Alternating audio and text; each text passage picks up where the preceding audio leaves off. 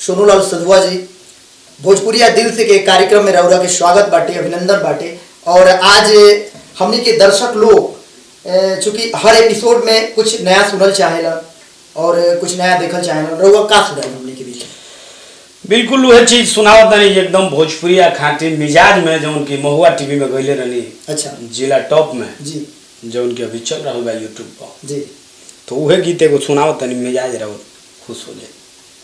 तो आई रउआ सब कहीं मत जाए, देखत रही भोजपुरिया दिल से और सोनूलाल सधुआ जी से सुने भोजपुरी के एक एक से अच्छा गीत। आई सोनूलाल सधुआ जी, स्वागत बाटे।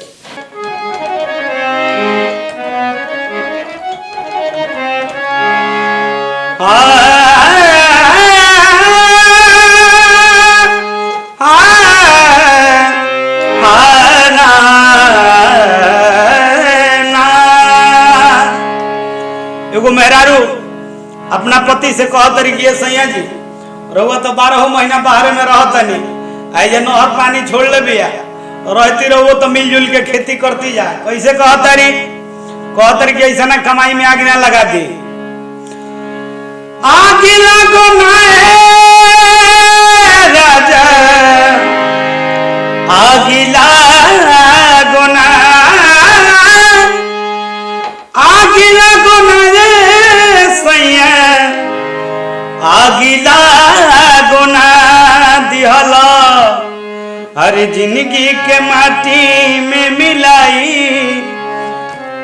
कमाई में तोहरा आग लगो ना दिहला हर जिंदगी के माटी में मिलाई, कमाई में तोहरा आग लगो ना।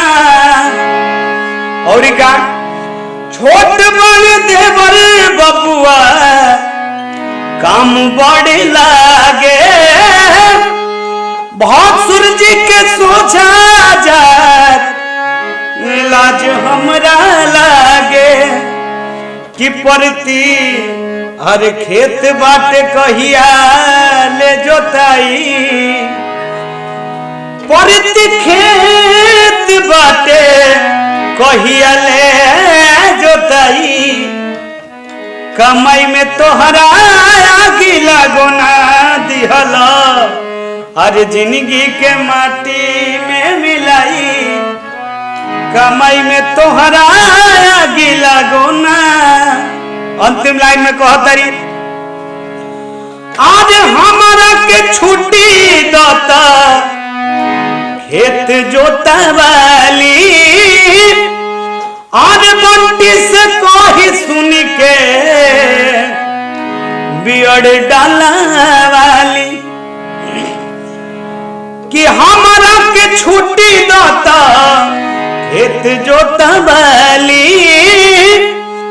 साधुआ से कही सुन के बियड़ डाला वाली, परती कि मौका बीत जाई पाछे का भेटाई, कमाई में तोहरा आग लगो ना दिहला अरे जिंदगी के माटी में मिलाई, कमाई में तोहरा आग लगो ना।